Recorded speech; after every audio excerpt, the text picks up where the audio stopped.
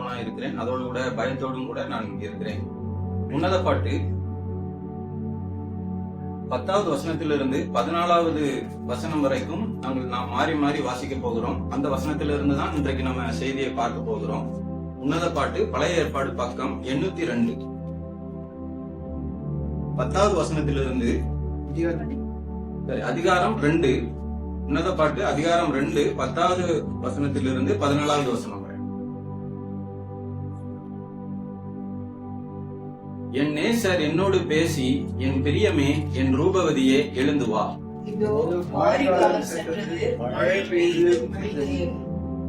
பூமியிலே புஷ்பங்கள் காணப்படுகிறது, குருவிகள் பாடுங்காலம் வந்தது, காட்டுப்புறாவின் சத்தம் நமது தேசத்தில் கேட்கப்படுகிறது.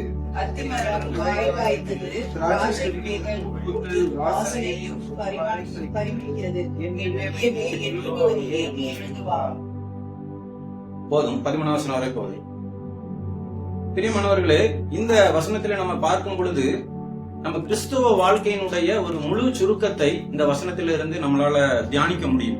இந்த 10வது வசனத்தினுடைய எழுந்து வா, 13வது வசனத்தினுடைய கடைசி பகுதியும் எழுந்து வா என்று சொல்லி முடிகிறது. இது ஆண்டவராகிய இயேசு கிறிஸ்து இந்த பூமியில் இருக்கக்கூடிய ஒவ்வொரு மனிதனையுமே அவர் முதலில் எழுந்து வா என்று சொல்லி முதலில் அவர் அழைக்கிறார். பிறகு அவனை இந்த உலக வாழ்க்கையிலே அவனை பரிசுத்தப்படுத்தி கடைசியில் அவர் வரும் பொழுது மறுபடியுமாக எழுந்து வா என்று சொல்லி அவரோடு கூட சேர்த்துக் கொள்ளுகிறார். இதற்கு இடையில் உள்ளதுதான் நம்ம கிறிஸ்தவ வாழ்க்கையாக இருக்கிறது. அப்ப அதை குறித்து தான் இன்றைய நாளிலே நம்ம இந்த வசனத்திலிருந்து ஒரு சில காரியங்களை நம்ம தியானிக்கலாம். இப்போ இதுல நம்ம வாசிக்கும் பொழுது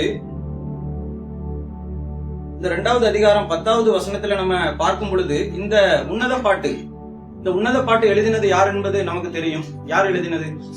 சாலமோன். அப்போ அந்த சாலமோன் இந்த உன்னத பாட்டை எழுதுகிறார். அது போல சங்கீதத்திலே 2 எழுதியிருக்கிறார். நீதிமொழிகளிலே சில நீதிமொழிகள் அவர் எழுதியிருக்கிறார். அது போல பிரசங்கி அவர் எழுதியிருக்கிறார். ஆனால் நமக்கு அநேக நேரங்களிலே நாம் நினைக்கும் பொழுது சாலமோனுடைய வாழ்க்கை ஒரு பலவீனம் உள்ள ஒரு வாழ்க்கையாக இருக்கிறது, ஒரு தோல்வியுள்ள ஒரு வாழ்க்கையாக இருக்கிறது.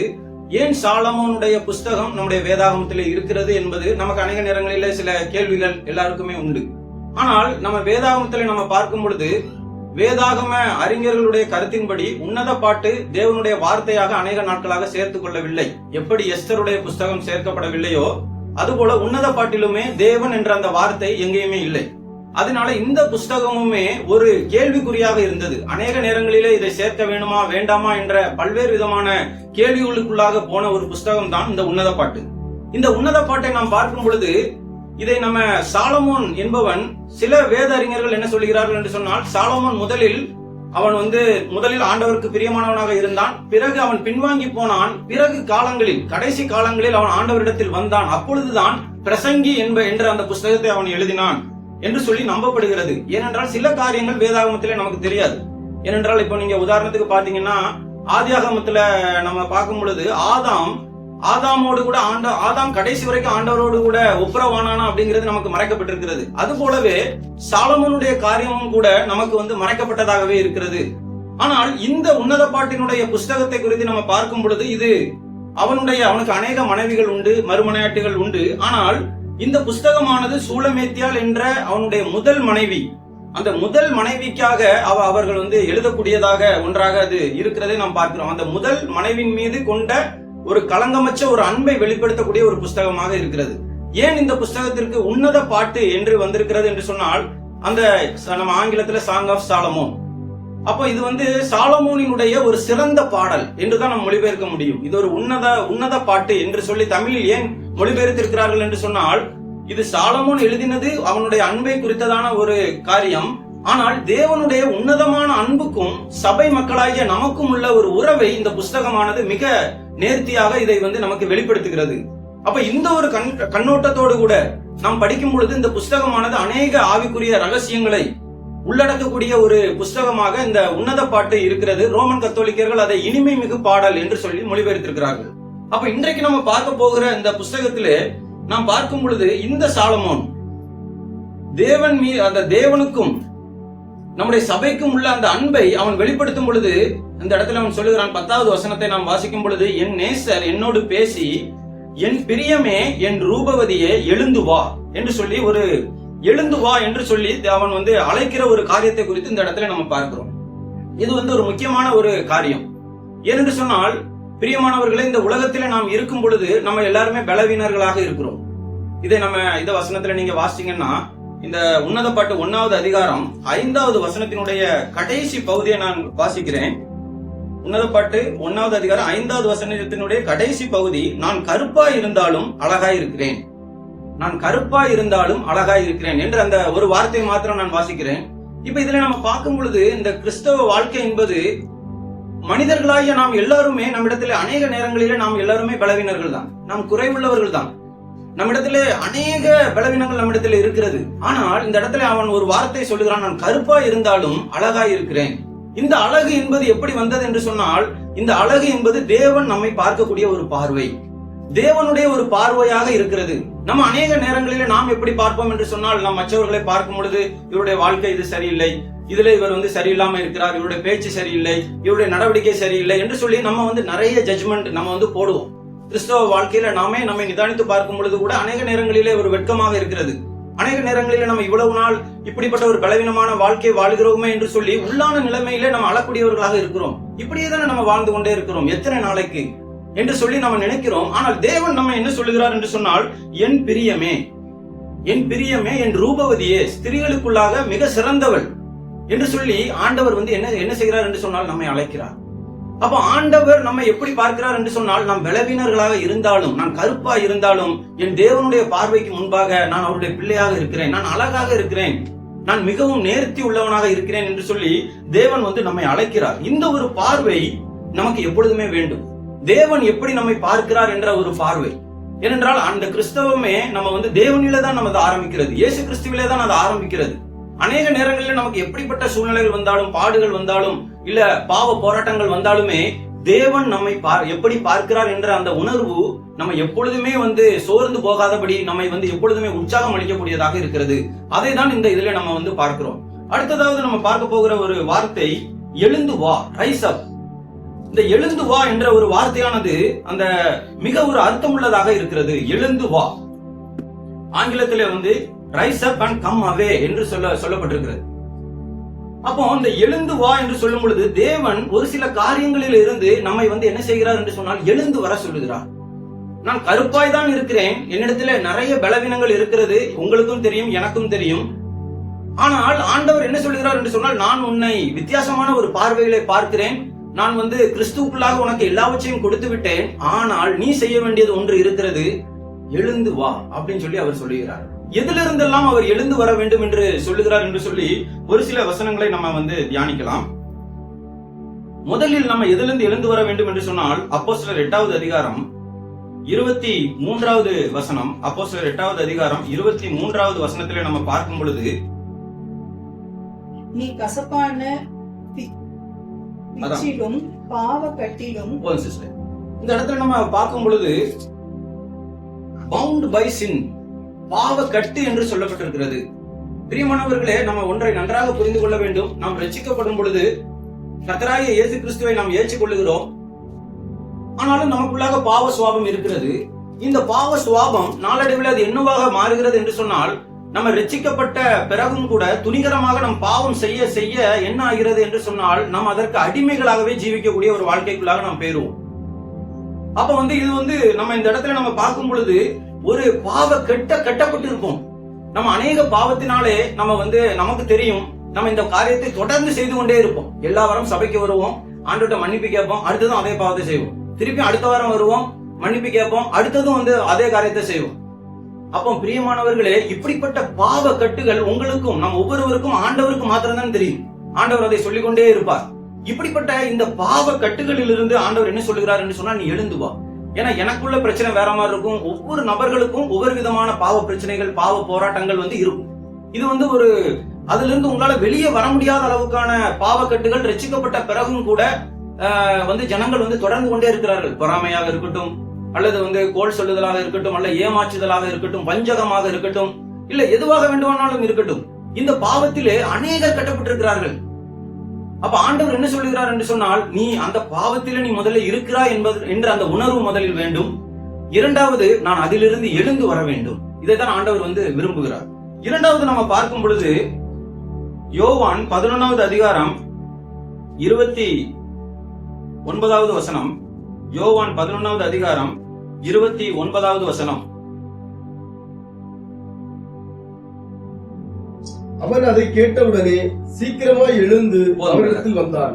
இதுல நம்ம பார்க்கும் பொழுது பிரியமானவர்கள், இந்த இடத்துல நம்ம பார்க்கும் பொழுது மரியாள் அவள் அதை கேட்ட உடனே சீக்கிரமாய் எழுந்து, இந்த சம்பவத்தை நம்ம நன்றாக அறிந்திருக்கிறோம். இது எந்த சூழ்நிலையிலே இந்த இடத்துல இந்த வார்த்தையானது சொல்லப்படுகிறது என்பதை நாம் நன்றாக அறிந்திருக்கிறோம். லாசரானவன் மரித்து போனான். இப்பொழுது கர்த்தராகிய இயேசு கிறிஸ்து அங்க இல்லை. அந்த குடும்பமானது மிகவும் ஒரு கடுமையான வேதனையிலே, ஒரு துக்கத்திலே அவர்கள் கடந்து போய் கொண்டிருக்கிறார்கள். இப்படிப்பட்ட ஒரு வேதனை நிலைமையிலே மார்த்தாள் அவரிடத்திலே சொல்லுகிறார், போதகர் வந்திருக்கிறார், உன்னையும் அழைக்கிறார் அப்படின்னு சொல்லி ஒரு வார்த்தையை சொல்லும் பொழுது அவர் என்ன செய்கிறார் என்று சொன்னால் இந்த வார்த்தையை சொல்கிறார், எழுந்து வா.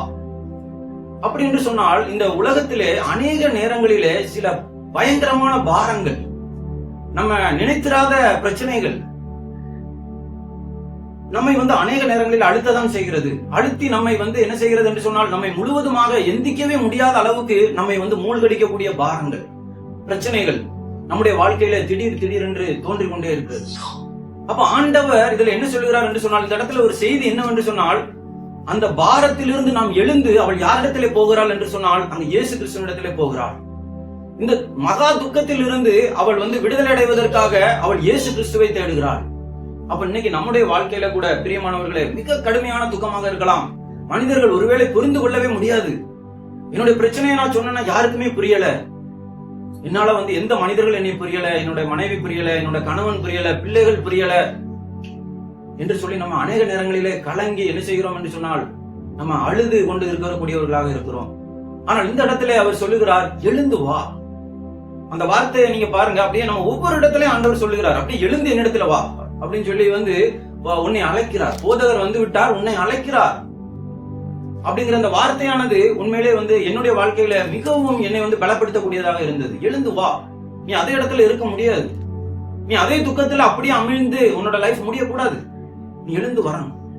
இதற்காக நான் உன்னைய பண்ணல, நீ எழுந்து நீ செய்ய வேண்டியது ஒன்றே ஒன்றுதான், நீ எழுந்து கிரியை செய்ய வேண்டாம், நீ எழுந்து பிரயாசப்பட வேண்டாம், நீ எழுந்து என்னிடத்தில் வா. அது நம்மளுடைய வேலை. பிரியமானவர்களே, இந்த கஷ்டமான நேரங்களில் நம்ம எழுந்து தேவனை நோக்கி, ஒருவேளை எழ முடியாத நம்முடைய கால்கள் தள்ளாடலாம், எழுவதற்கு பலன் இல்லாமல் இருக்கலாம், ஆனாலும் எழுந்து தேவனிடத்திலே பிரியமானவர்களே நாம் அவரை நோக்கி பார்க்கும் பொழுது அவர் நம்ம என்ன செய்கிறார் என்று சொன்னால் அந்த சூழ்நிலையிலிருந்து விடுதலை கொடுக்க வல்லவராய் இருக்கிறார். அப்ப முதலில் நாம் பார்த்தோம், பாவ கட்டிலிருந்து நம்ம எழுந்து வர வேண்டும். இரண்டாவது நம்ம பார்த்தோம், நம்மை சுற்றி இருக்கிற பாரங்கள், பிரச்சனைகள், போராட்டங்கள், இவை எல்லாவற்றிலிருந்து நம்ம எழுந்து வர வேண்டும் என்று சொல்லி தேவன் விரும்புகிறார். அடுத்ததாவது ஒரு சில வசனங்களை நம்ம பார்க்கலாம். நெகேமியா 2வது அதிகாரம் 18வது வசனம். நெகேமியா 2வது அதிகாரம் 18வது வசனம்.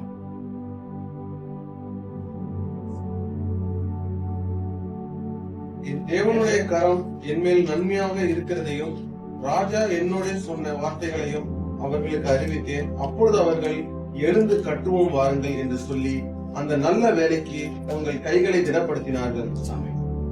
பிரியமானவர்களே, அடுத்ததாவது ஆண்டவர் சொல்லக்கூடிய ஒரு வாழ்க்கையை நம்ம பார்க்கிறோம், எழுந்து கட்டுவோம் வாருங்கள்.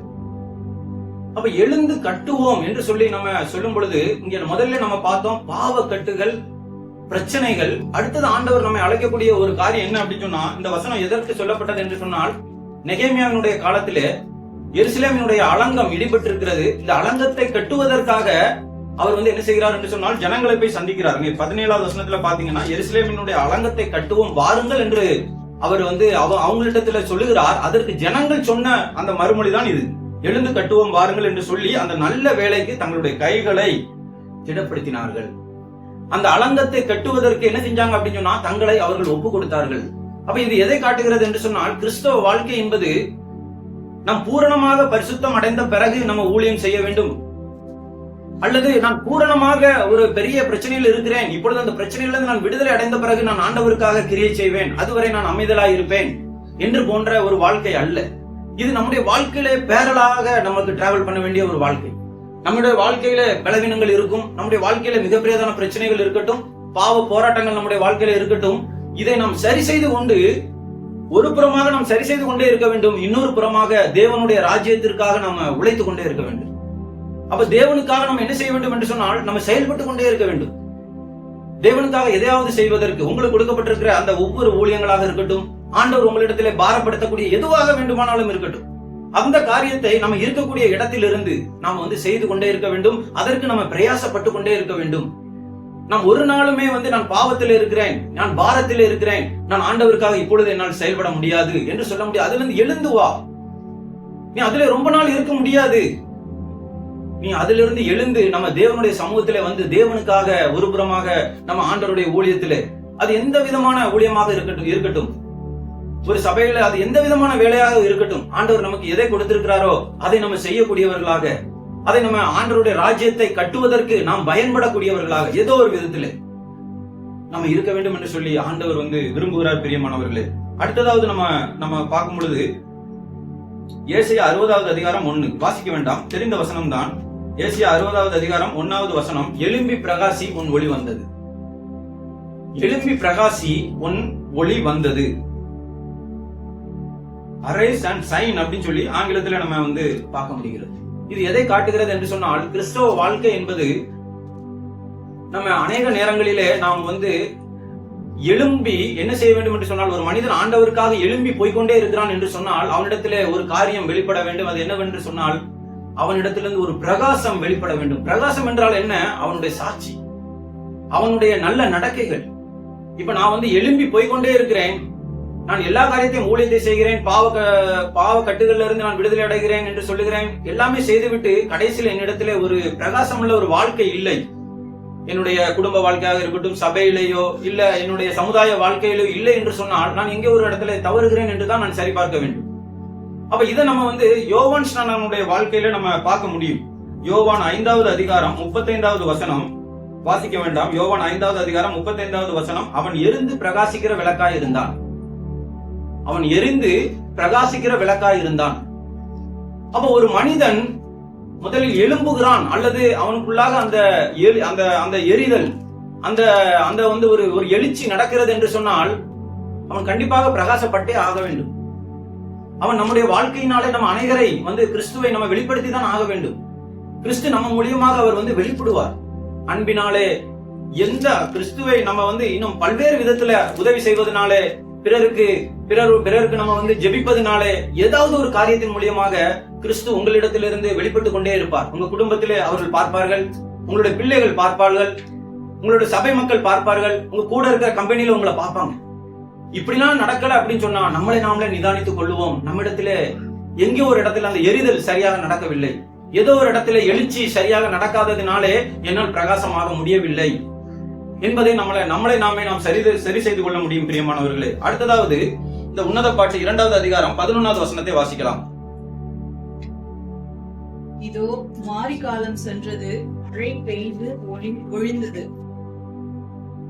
பிரியமானவர்களே, இந்த இடத்துல நம்ம பார்க்கும் பொழுது இந்த வசனமானது நம்ம இதை ஆழமாக தியானிக்கும் பொழுது, மாரிக்காலம் சென்றது, மழை பெய்து ஒழிந்தது. இந்த வேதாகமத்திலே மாரிக்காலம் என்பது மிக முக்கியமான ஒரு காலமாக இருக்கிறது.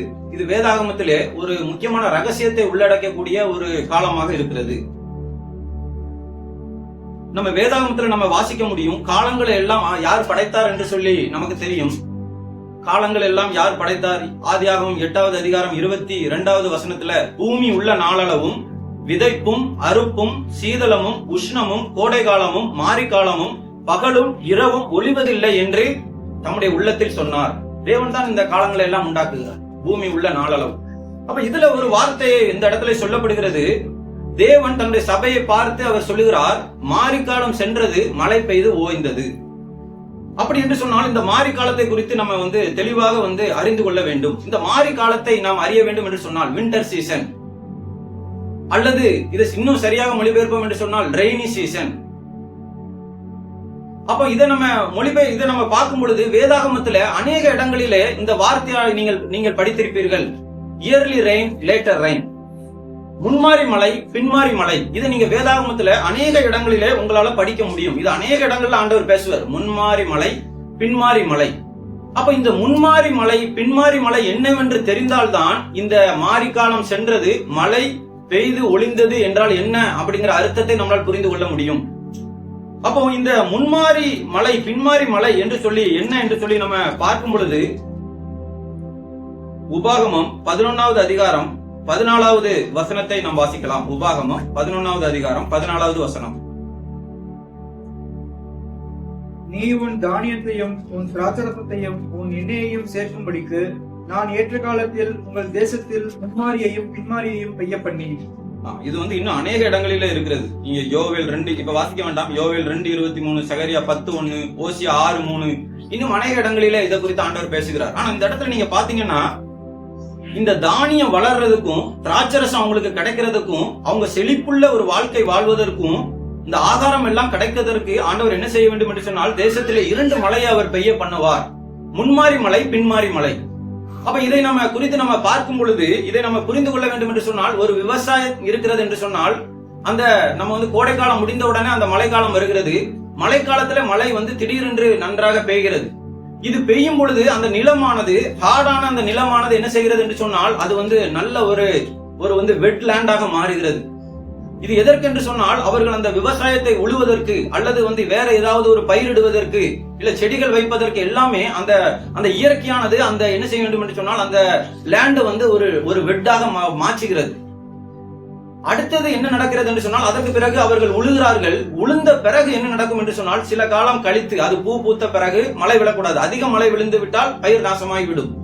இந்த மழை பெய்ந்து அவர்கள் இந்த விதையெல்லாம் விதைத்த பிறகு அந்த கதிர்கள் விட்ட பிறகு ஒரு கடைசியில ஒரு ஸ்லோவா ஒரு மழை பெய்ய வேண்டும். இதுதான் அதனுடைய அந்த கிரெயின்ஸ் எல்லாமே ஸ்ட்ராங் ஆகி அதனுடைய நல்ல பலனை கொடுக்கக்கூடியதாக அந்த விளைச்சல் இருக்கும். இதுதான் பின்மாரி மழை. அப்போ இந்த இடத்துல ஆண்டவர் என்ன சொல்லுகிறார் என்று சொன்னால் இந்த முன்மாரி மழை, இந்த பின்மாரி மழை, இதை குறித்து இந்த இடத்துல ஆண்டவர் இந்த இடத்துல அவர் சொல்ல வருகிறார். மாரிக்காலம் சென்றது, மழை பெய்து ஒளிந்தது.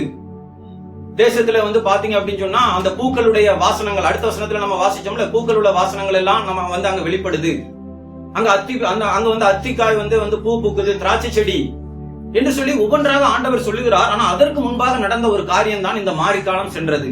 அப்ப இந்த முன்மாரி பின்மாரி மலையை குறித்து நம்ம இன்னும் நம்ம பார்க்கும் பொழுது இதை குறித்து நம்ம தெளிவாக அறிந்து கொள்ள வேண்டும். வேதாகமத்துல தண்ணீர் என்ற வார்த்தையானது பல்வேறு காரணங்களோடு கூட நாம் ஒப்பிட முடியும். தண்ணீர் என்ற ஒரு காரியத்தை எடுத்துக்கொண்டு தண்ணீர் என்பது வேதாகமத்துல ஞானஸ்தானத்தை குறிக்கக்கூடியதாக இருக்கிறது. தேவனுடைய வார்த்தையை குறிப்பதற்காக பயன்படுத்தப்பட்டிருக்கிறது. வெளிப்படுத்தின விசேஷத்துல மக்களை குறிப்பதற்காக பயன்படுத்தப்பட்டிருக்கிறது.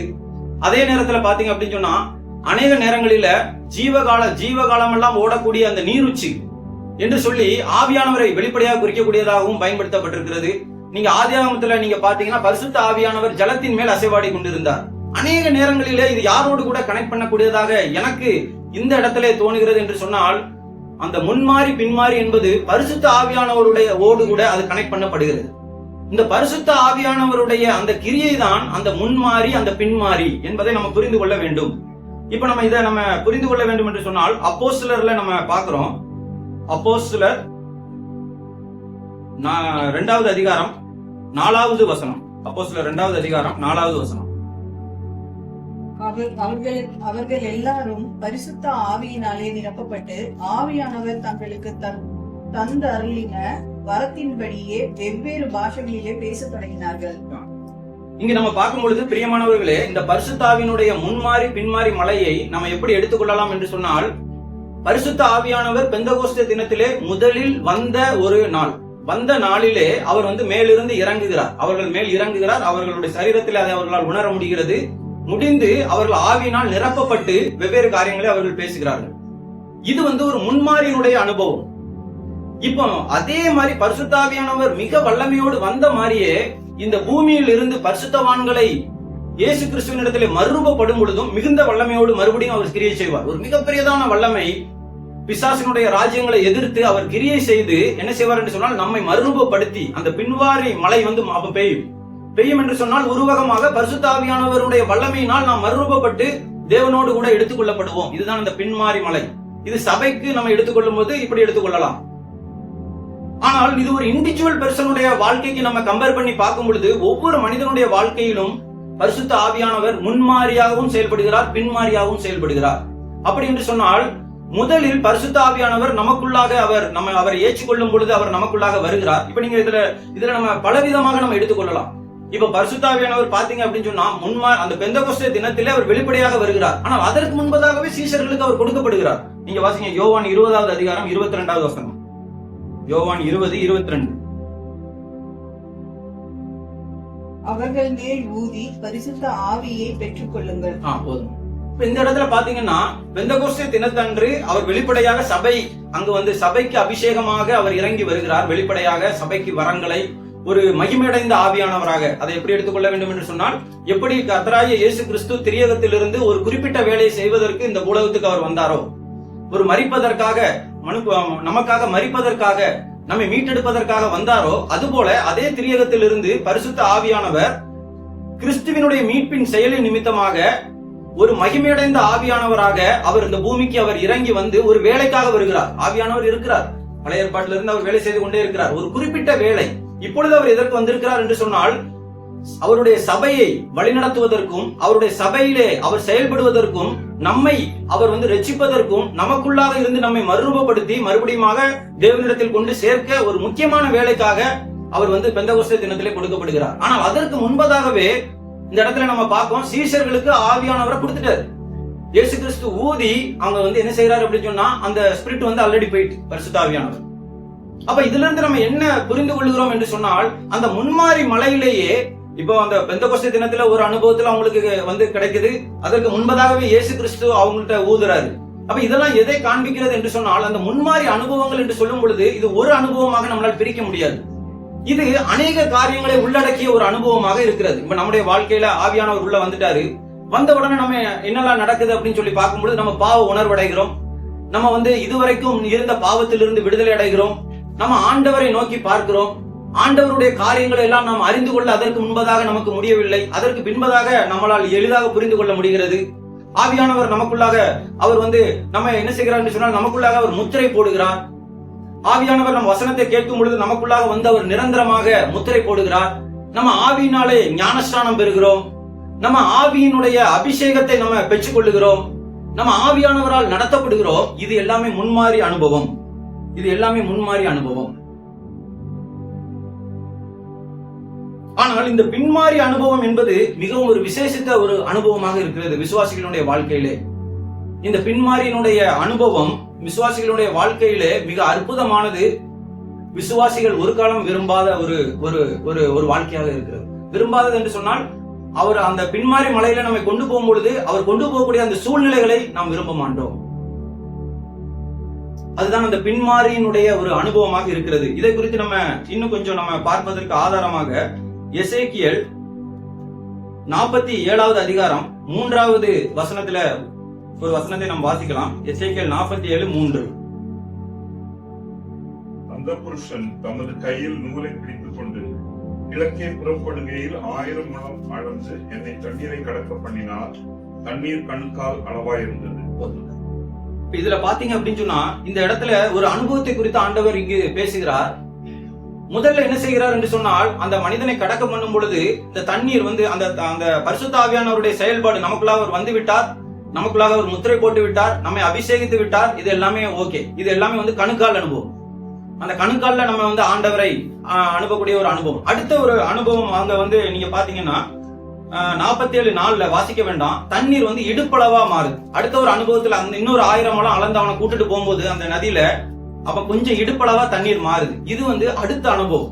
இந்த அனுபவம் எப்படி அப்படின்னு சொன்னா, பரிசுத்த ஆவியானவரோடு கூட நீங்க இசைந்திருத்தல், பரிசுத்த ஆவியானவருடைய அந்த வழி நடத்துதலிலே பரிசுத்த ஆவியானவருடைய சத்தத்தை கேட்டல்னா உள்ளுணர்விலே அவருடைய சத்தத்தை கேட்டல், பரிசுத்த ஆவியானவர் உங்களை அவர் என்ன சொல்ல வருகிறார் என்பதை எளிதாக புரிந்து கொள்ளுதல், அந்த அந்த அந்த தேவனுடைய திட்டத்தின் ஊடாக உங்களை நடத்தக்கூடிய அடுத்த ஒரு அனுபவம்.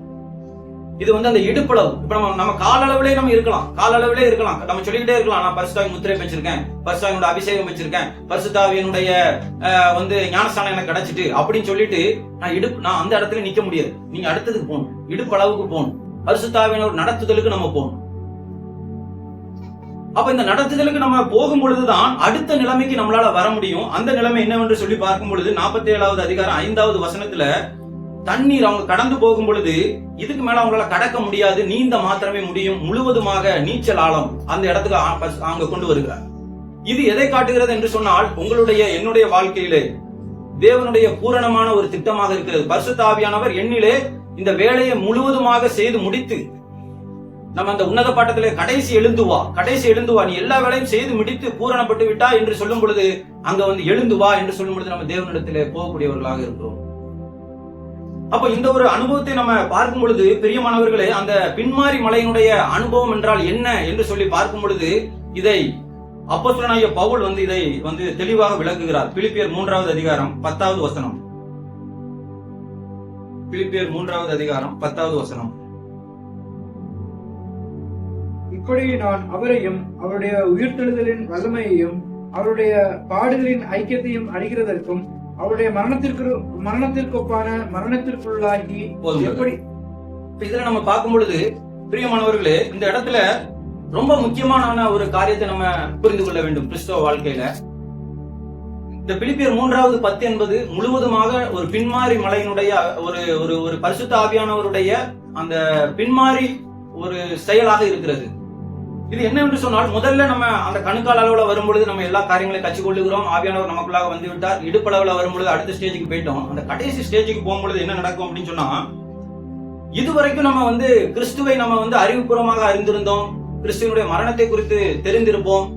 ஆனால் இந்த கடைசி ஸ்டேஜ்ல ஆண்டவர் என்ன செய்வார் அப்படின்னு சொன்னா, உங்களையே அந்த மரணத்துக்குள்ளாக கொண்டு போவார். இதுதான் இந்த இடத்துல நம்ம பார்க்கிறோம். அவருடைய பாடுகளின் ஐக்கியத்திற்கும் அவருடைய மரணத்திற்கு ஒப்பான மரணத்திற்குள்ளாகி என்றது ஒரு அற்புதமான ஒரு அனுபவம்.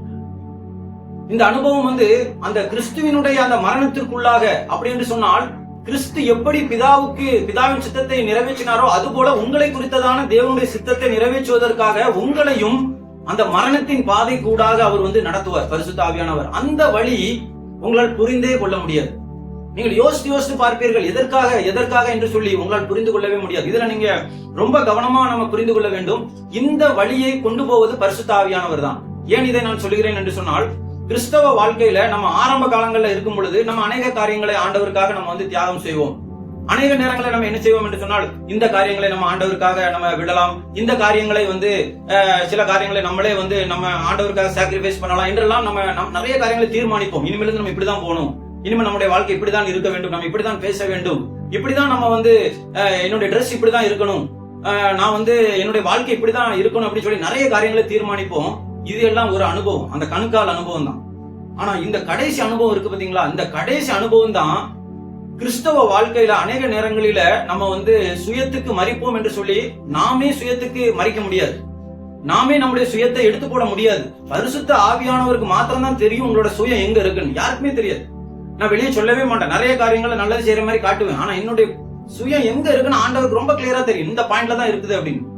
அந்த பாயிண்ட்ல வந்து கரெக்டா பரிசுத்த ஆவியானவர் உங்களை அடிச்சு, பரிசுத்த ஆவியானவர் அந்த இடத்தை உங்களிடத்துல இருந்து எடுத்து அந்த முழுவதுமாக உங்களுக்கு அந்த கிறிஸ்துவனுடைய சாயலை அவர் வந்து கொடுக்கிற ஒரு அனுபவம் தான் அந்த பின்மாரி மலையினுடைய அனுபவம்.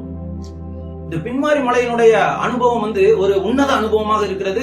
அநேக பரிசுத்தவான்கள் வேதாகமத்திலே பேதுருட்ட கூட ஆண்டவர் சொல்றாரு, நீ முதிர் வயதாகும் பொழுது நீ விரும்பாத இடத்துக்கு நீ வந்து உன்னை கொண்டு போவேன், உன்னை கட்டி கொண்டு போவாங்க. பேதுருக்கு எப்படி இருந்திருக்கும்? பேதுரு ஆண்டவர்கிட்ட ஒரு ஊழியத்தை ஒப்பு கொடுத்துட்டு நீ விரும்பாத இடத்துக்கு உன்னை வந்து கட்டி கொண்டு போவாங்க அப்படின்னு சொல்லி அவர்கிட்ட சொல்றாரு.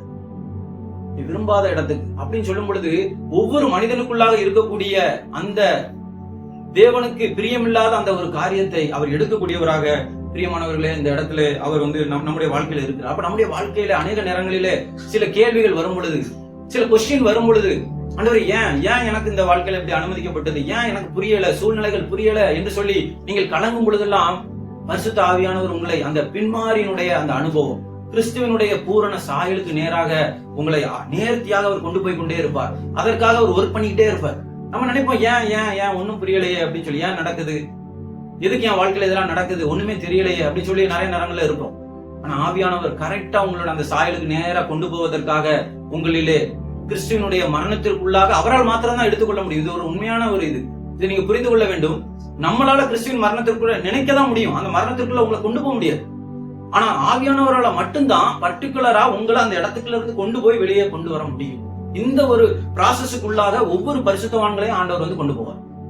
அப்ப இதை நம்ம வந்து புரிந்து கொள்ள வேண்டும். அடுத்ததாவது உன்னத பாட்டு 2வது அதிகாரம் 12வது வசனத்திலிருந்து 13வது வசனங்கள் உள்ள அந்த மீதி வசனங்களை நம்ம வாசித்து முடிக்கலாம், 5 நிமிஷத்துல முடித்து விடலாம். இதுல நீங்க பாத்தீங்கன்னா பிரியமானவர்களே, இதுல நம்ம பார்க்கும் பொழுது பூமியிலே புஷ்பங்கள் காணப்படுகிறது என்று சொல்லி இந்த இடத்துல சொல்லப்படுகிறது. அப்போ கிறிஸ்தவ வாழ்க்கையில நீங்க இந்த முன்மாறி அனுபவத்தையும் இந்த பின்மாறி அனுபவத்தையும் நீங்க கடக்கும் பொழுது, நான் சொல்றேன் கிறிஸ்தவ வாழ்க்கையில நான் பரிசுத்த ஆவியானவரால நான் நிரப்பப்பட்டிருக்கேன். ஏன்னா நம்ம வந்து அநேக நேரங்களில பரிசுத்த ஆவியானவருடைய, இப்போ நீங்க இங்க இருக்கிறீங்க, நான் கூட ஒரு கேள்வி நீங்க உங்களுக்குள்ளே கேட்டு பாருங்க. எபேசியர் 5:18 படி நம்ம ஆவியானவரால நிரப்பப்படணும். ஆனா நம்ம கடைசியா ஆண்டவர்கிட்ட என்னைக்காவது கேட்டோம், ஆவியானவரால என்னை நிரப்புங்க அப்படின்னு சொல்லி. ஆவியானவர் நமக்குள்ள வந்தது ஒரு அனுபவம், ஆனா ஒவ்வொரு நாளும் நிரப்பப்படுதல் ஒரு அனுபவம். இது நம்ம என்னைக்காவது நம்ம லாஸ்ட் ஆண்டவர்கிட்ட கேட்டது எப்போ என்று சொல்லி நீங்க உங்களை நீங்களே பார்த்துக் கொள்ளுங்க. இந்த ஆவியானவருடைய பலன் மாத்திரமே உங்களை இந்த பாதைகளில் உள்ளாக நம்மளை நடத்த முடியும். அந்த கணுக்கால் அளவு, அந்த அந்த அந்த இடுப்பளவு, அந்த இதெல்லாம் கொண்டு போறது எல்லாமே இந்த ஆவியானவருடைய பலன் நமக்கு மிக அவசியம். அப்ப பிரியமானவர்கள், நம்ம ஆவியானவரிடத்துல எளிமையான முறையில, ஆண்டவரே என்னை வந்து உங்களுடைய ஆவியானவரால் என்னை நிரப்பும், உங்களுடைய ஆவியானவருடைய. இப்போ நீங்க பாத்தீங்கன்னா ஒரு சாரார் என்ன சொல்றாங்க அப்படின்னு சொன்னா, இந்த சீசனலிசம் எல்லாமே முடிந்து விட்டது, வரங்கள் ஸ்டாப் ஆயிட்டு, அப்புறம் தீர்க்க தரிசனங்கள் ஸ்டாப் ஆயிட்டு, அந்நிய பாஷை ஸ்டாப் ஆயிட்டு, ஆண்டவருடைய எல்லா காரியங்களும் ஸ்டாப் ஆயிட்டுன்னு சொல்றவங்க வந்து சீசனலிசம். கண்டினியூலிசம் அப்படின்னு சொன்னா அது இப்பவும் தொடர்கிறது என்று சொல்லி இன்னைக்கு வந்து அநேக பெண்டிகாஸ்ட் அவங்களுடைய பேட்டர்ன் அதை ஃபாலோ பண்றாங்க. ஆனா நம்ம வேதத்தின்படி நீங்க பாத்தீங்கன்னா நம்ம இந்த ரெண்டுக்கும் நடுவுல தான் ஆவியானவருடைய அந்த கோடு இருக்குது. அப்ப இதை நம்ம தெளிவாக புரிந்து கொள்ள வேண்டும். ஆவியானவர், இப்ப அவங்க என்ன சொல்றாங்க, ஆவியானவர் மேலிருந்து வந்து எங்களுக்குள்ளாக ஏதோ ஒன்று செய்து அதை நாங்கள் நிரப்புதல் என்று நம்புகிறோம் என்று சொல்லுகிறார்கள். நாம் என்ன சொல்லுகிறோம், ஆவியானவருடைய நிரப்புதல் நமக்கு தேவை, அவர் உள்ளாக நமக்குள்ளாக வந்து விட்டார், அவர் நமக்குள்ளாக ஒரு நிரப்புதல், ஒரு பலன் நமக்குள்ளாக அவர் கொடுப்பார் என்பதை நாம வந்து நம்ப வேண்டும். அப்ப அந்த ஆவியானவருடைய பலன் நமக்கு கொடுக்கும் பொழுது பரிசுத்த வேத வசனத்திலிருந்தும் நம்ம தேவனுடைய அந்த வல்லமை நாம் பெற்றுக்கொள்ள முடியும். அதுபோல ஆவியானவரை நேரடியாக அவரிடத்திலிருந்து நம்மளுடைய வல்லமையை பெற்றுக்கொள்ள முடியும். இது இந்த உபதேசத்தை நம்ம ஏற்றுக்கொள்ள வேண்டும். அப்போ பிரியமானவர்களை, இந்த ஆவியானவர் நமக்குள்ளாக வரும் பொழுது என்ன நடக்கிறது என்று சொன்னால், இந்த ஒரு அனுபவத்துக்குள்ளாக நம்மிடத்திலே கொண்டு போகும் பொழுது அந்த பூமியிலே புஷ்பங்கள் காணப்படுகிறது. அங்க வந்து அந்த புஷ்பத்தினுடைய அந்த வாசம் வீச ஆரம்பிக்கும். நம்மளா போய் சொல்ல வேண்டாம், நம்ம சபையை குறிச்சு நம்மளே போய் இன்னொரு இடத்துல போய் நான் இங்க ஒரு சபை வச்சிருக்கேன், வாங்க வாங்க வாங்க வாங்கன்னு சொல்லி, இல்ல நான் வந்து அப்படிலாம் சொல்ல வேண்டாம். அது இயேசு கிறிஸ்துவ பார்த்து அந்த சீசர்கள் சொல்லும் பொழுது இயேசு கிறிஸ்துவ இடத்துல போறேன்னு சொன்னா இன்னொருத்தன் கூடவே போயிட்டான். அப்படிப்பட்ட அனுபவங்கள் வந்து என்ன செய்வார் அப்படின்னா, நம்மளுடைய அந்த வாசனைகள் அப்படியே வீசும். நம்மளுடைய வாழ்க்கையினுடைய அந்த வாசனைகள் வந்து அவங்களுக்கு அது போய் வந்து அப்படியே வருவாங்க. திரளான ஜனங்கள் தேவனிடத்துல, நான் உயிர் தெழுந்த பின்பு உங்கள் எல்லாரும் என்னிடத்தில் இழுத்துக் கொள்ளுவேன் என்று சொன்ன அந்த ஆவியானவர் உங்களுக்குள்ளாக இருந்து இழுத்துக் கொள்ளுவார். அது ஒரு உன்னத அனுபவம். அது மனுஷனுடைய முயற்சினால் நம்மளால செய்ய முடியாது. அப்ப இதை நம்ம பார்க்கும் பொழுது அடுத்ததாவது பாத்தீங்கன்னா, குருவிகள் பாடுங்காலம் வந்தது, the time of singing has come. அப்ப என்னவென்று சொன்னால், இந்த ஒரு அனுபவத்துல நம்ம இருக்கும் பொழுது, இந்த பின்மாரி மலையினுடைய அந்த அனுபவத்துக்குள்ளாக நம்ம போகும் பொழுது, நம்ம எல்லா சூழ்நிலைகளிலுமே தேவனை துதிக்கக்கூடியவர்களாக இருப்போம். எல்லா சூழ்நிலைகளிலும் என்ன சங்கீதக்காரன் சொல்வது போல, எக்காலத்திலும் நான் தேவனை ஸ்தோத்தரிப்பேன். எக்காலத்தில் எல்லா சூழ்நிலையிலுமே நீங்க என்ன செய்வீங்க அப்படின்னா, எவ்வளவோ சூழ்நிலையாக நீங்க கடந்து போனாலும் பரிசுத்தாவினருடைய பலத்தினாலே நீங்க என்ன செய்வீங்க, நீங்களும் நானும் தேவனை வந்து என்ன செய்வோம்னா ஸ்தோத்தரிப்போம். எல்லாவற்றிற்காக நம்ம என்ன செய்வோம்னா நம்முடைய வாழ்க்கை ஸ்தோத்தரிக்கக்கூடிய ஒரு வாழ்க்கையா மாறும். ஆண்டவரே நன்றி என்று சொல்வதை தவிர அவரிடத்திலே குறை சொல்லுவதோ இல்ல கேள்வி கேட்பதோ உங்களுக்கு பிரியமானவர்களே நமக்கு அது முடியாது. அப்படிப்பட்ட ஒரு நிலைமைக்குள்ளாக ஆண்டவர் வந்து உங்களை என்னையும் கொண்டு போக வேண்டும் என்று சொல்லி அவர் விரும்புகிறார். அடுத்ததாவது நம்ம பார்க்கும் பொழுது மூன்றாவது அவர் சொல்லுகிறார் அந்த வசனத்திலேயே, காட்டுப்புறாவின் சத்தம் நமது தேசத்திலே கேட்கப்படுகிறது. காட்டுப்புறாவின் சத்தம் என்று சொல்லும் பொழுது வீட்டுப்புறாவுக்கும் காட்டுப்புறாவுக்கும் என்ன வித்தியாசம்? வீட்டுப்புறாவுக்கும் காட்டுப்புறா ஒரே ஒரு வித்தியாசம் என்னன்னா, வீட்டுப்புறா அந்த ஒரு சிறையில் அடைக்கப்பட்டதாக இருக்கும், காட்டுப்புறா சுதந்திரமா இருக்கும், அதால என்ன வேணாலும் செய்ய முடியும். அதுதான் காட்டுப்புறா. இப்ப அந்த இடத்துல அவர் என்ன சொல்றாரு அப்படின்னு சொன்னா, காட்டுப்புறாவினுடைய சத்தம் வந்து தேசத்துல கேட்குது அப்படின்னு சொன்னா, கிறிஸ்தவ வாழ்க்கை அப்படிங்கிறது யாருடைய ஒரு கட்டாயத்தினாலேயோ இல்ல வந்து நான் வந்து இன்னைக்கு சபைக்கு போகணும், ஆராதிக்கணும், நான் கிறிஸ்தவனா இருக்கிறேன், நான் கண்டிப்பா போகணும், அப்பதான் என் மனதுக்கு ஒரு திருப்தி வரும் அதனாலயோ, இல்ல வந்து எனக்கு ஏதாவது ஒரு ஆதாயம் கிடைக்கும் அதனாலயோ, எதனாலுமே இல்ல. நீங்க சுதந்திரமா ஆண்டவரை பின்பற்றி கொண்டே இருப்பீங்க. அந்த லைஃப்ல வந்து உங்களை வந்து உங்களை கட்டுப்படுத்தி வாழக்கூடிய ஒரு வாழ்க்கை இல்ல, ஆவியானவரால் சுயாதீனமாய் வாழக்கூடிய ஒரு வாழ்க்கை. அந்த வாழ்க்கைக்குள்ளாக ஆண்டவர் வந்து உங்களை என்னையும் கொண்டு போவார். அது வந்து அந்த காட்டுப்புறாவினுடைய சத்தம் கேட்கிறது தேசத்திலே. அப்ப நம்மளுடைய வாழ்க்கை கூட பிரியமானவர்களே, இந்த காட்டுப்புறாவை போல சுதந்திரமாக ஆண்டவருக்காக எந்த கட்டாயமும் இல்லாமல் யாருடைய எந்த விதமான ஒரு ஈடுபாடும் இல்லாமல் என் ஆண்டவரை நான் பின்பற்றுவேன். வாழ்வானாலும் சாவானாலும் பின்பற்றுவேன். நீங்க அதை யாரை குறிச்சுமே கவலைப்பட மாட்டீங்க. உங்களோட கணவன், மனைவி, பிள்ளைகள் எதுவானாலும் நான் அவரை பின்பற்றுவேன் என்ற அந்த ஒரு உயர்ந்த நிலைமையை நீங்கள் அடைவீர்கள் பிரியமானவர்களே. அதுதான் அந்த பின்மாறி மலையினுடைய அனுபவம். அந்த ஆவியானவர் இப்ப பெண்டிகாஸ்ட் ஜனங்கள்ட்ட நம்ம கேட்கும் பொழுது மேல இருந்து நிரப்பப்படுறாங்க அப்படின்னு சொல்றாங்க. இப்ப ஃபைனல் ஸ்டேஜ் தான் நம்ம பார்க்கணும். இப்போ நம்ம சொல்றோம் நமக்குள்ள ஆவியானவர் இருக்கிறார் என்று சொல்லி, உங்களோட அவுட்புட் தான் அங்க காட்டும். அவுட்புட் இல்லைன்னா ஜீரோ. அவுட்புட் இல்லாம நம்மளோட டாக்டரின் ஜீரோ. Where is your output? இன்னைக்கு நம்ம கம்பெனில எவ்வளவு கம்பெனில நம்ம பாக்குறோம், அவுட்புட்ல ஒண்ணுமே இல்லை.